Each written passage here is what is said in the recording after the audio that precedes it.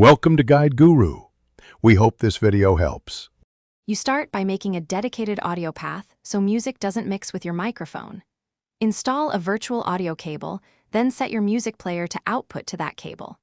Once done, open OBS and add an audio output capture source pointed at the virtual cable. This brings only the music into your scene. Make sure sample rates match between player, cable, and OBS so you avoid drift. This isolates music, so you can control it independently of game and mic audio. Next, route and monitor.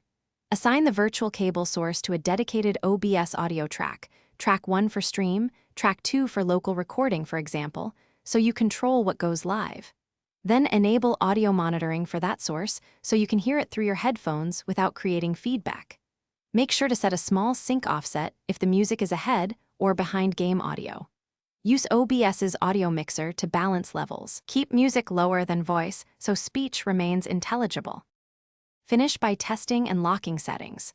Run a private recording or stream and listen for clipping, lower music or add a compressor if needed. Once satisfied, map a hotkey for instant mute and save your scene collection and audio profile.